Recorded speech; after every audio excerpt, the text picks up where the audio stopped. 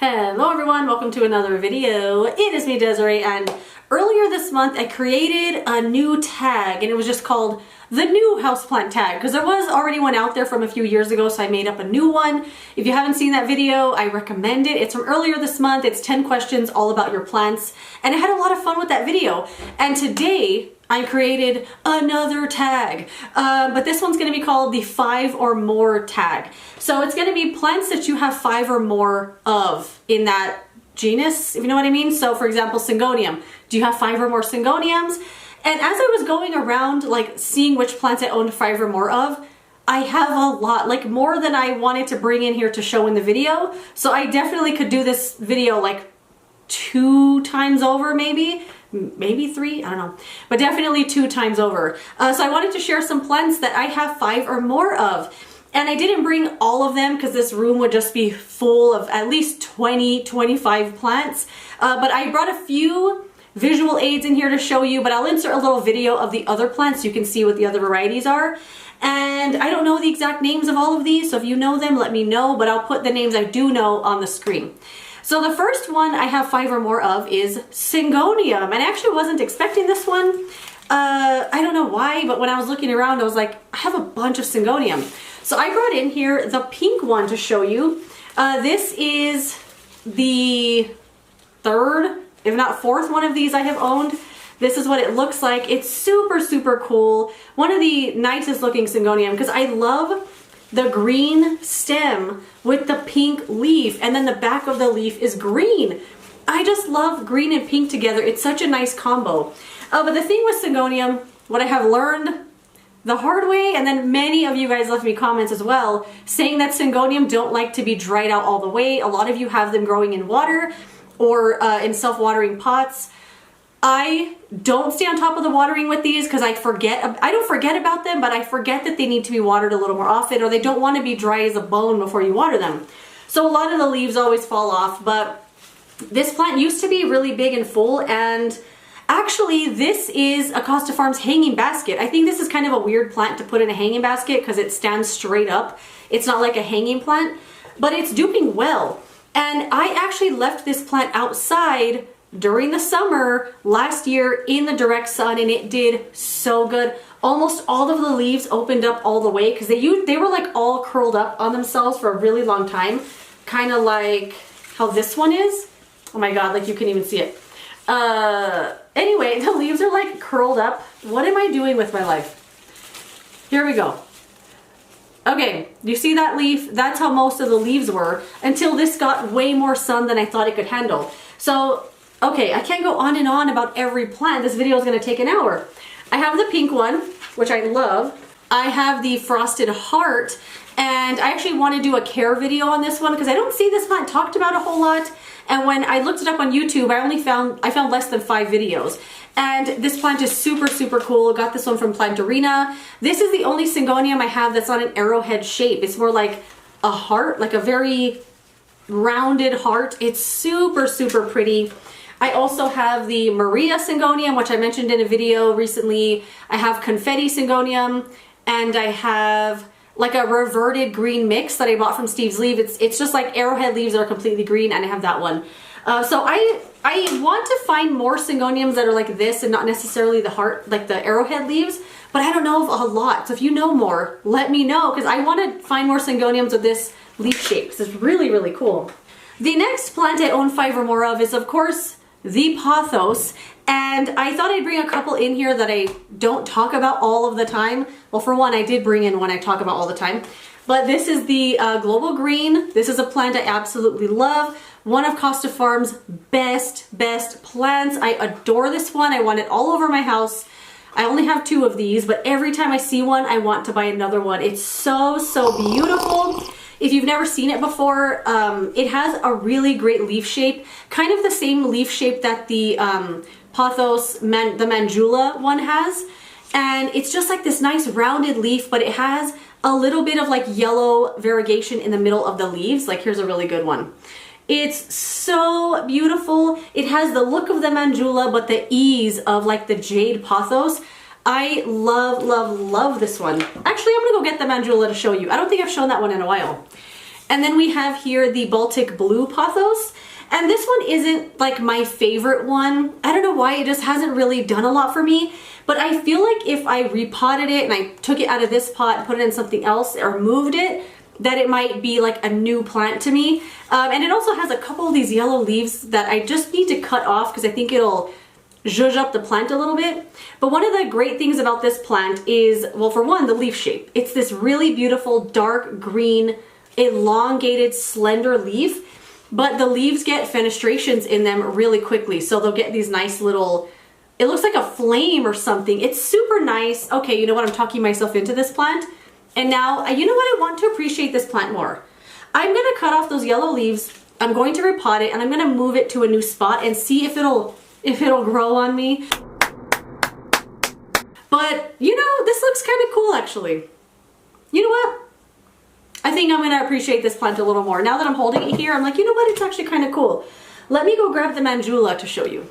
So this is my Mandula Pothos.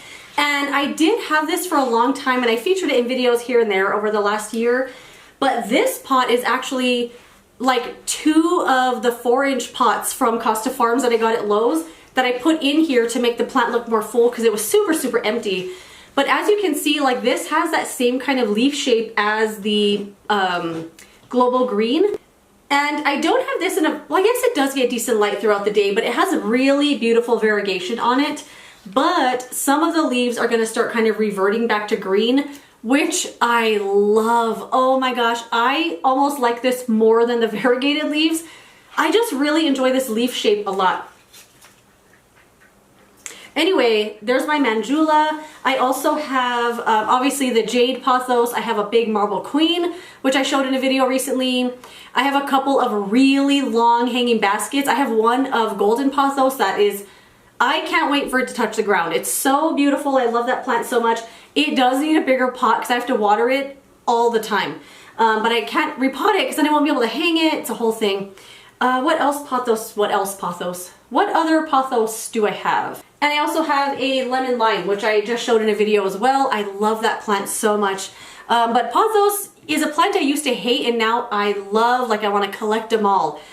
The next one that I have 5 or more of is, of course, Philodendron. I have a bunch of Philodendron and I thought I would just bring a couple in here that I don't talk about a whole lot.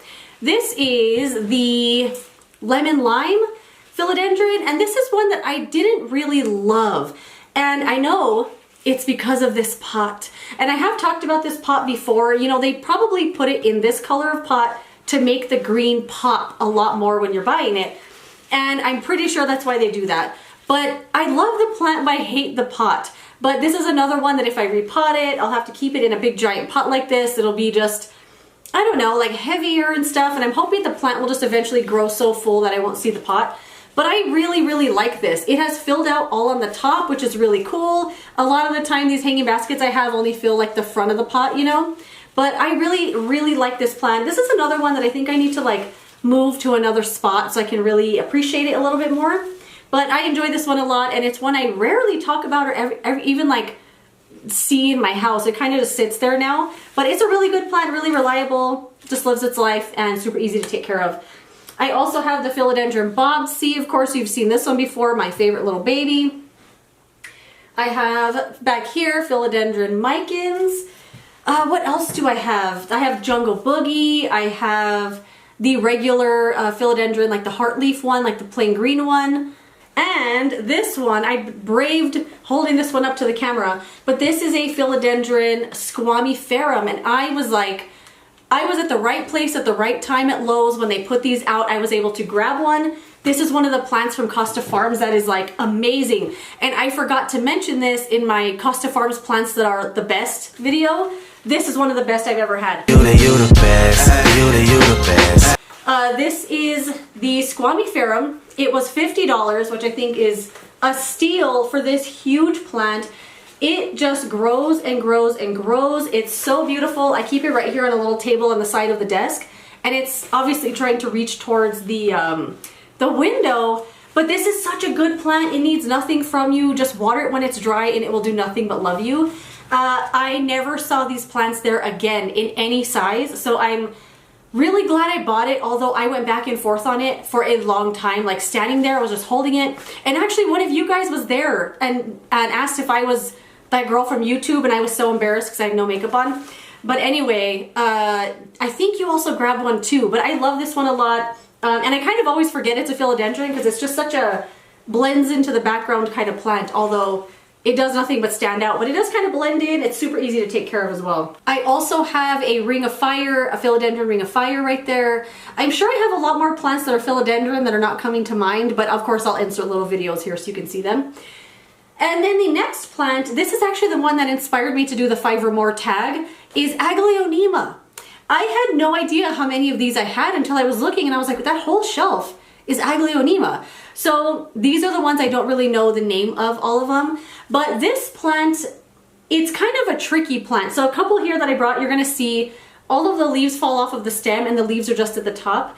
But then they'll like regrow. Like this whole little piece just grew out of the soil. I don't know why. It's a really easygoing plant. You can have it in highlight or low light, but the only thing it doesn't love is to be dried out. And this is one I always forget that it doesn't need to stay moist, but it doesn't want to be all the way dry for a long period of time or any period of time.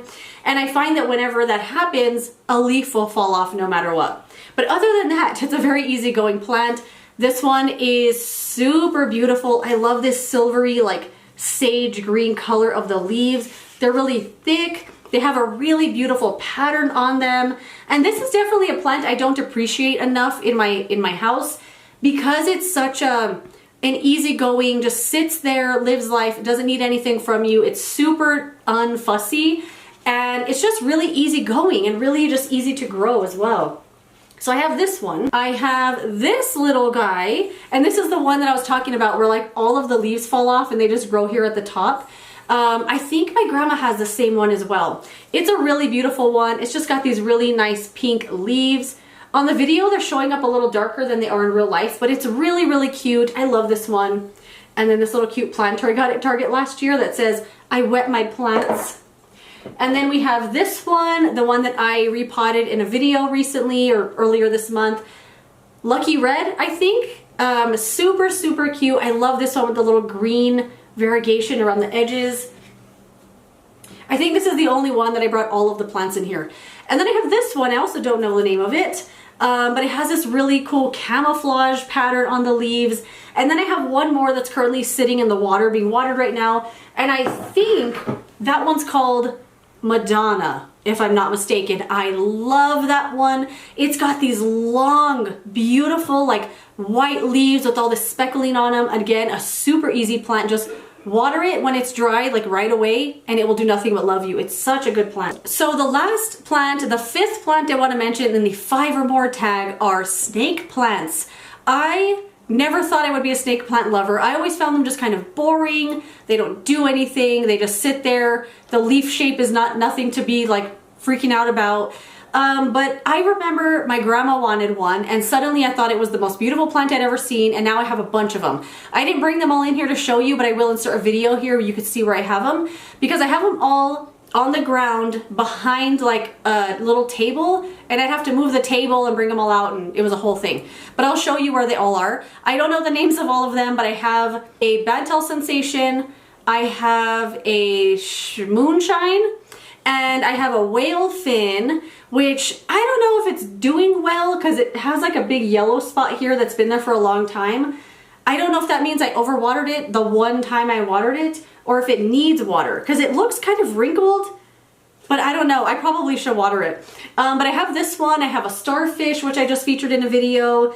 I have a really tall one that I love, and I love all of them. I'm always on the hunt for another one that looks really cool. The one I would really love is the walking snake plant, and then I also want one called Twisted Sister.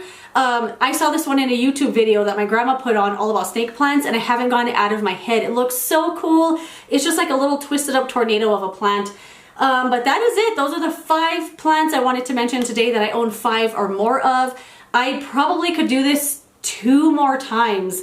So let me know if you want to see that. But I would love to know some plants you have 5 or more of. Let me know in the comments. I would love to hear from you. But that is it. Thank you so much for watching this video. If you enjoyed it, don't forget to give it a thumbs up, subscribe so you don't miss the next one, and I will see you later in another video. Goodbye.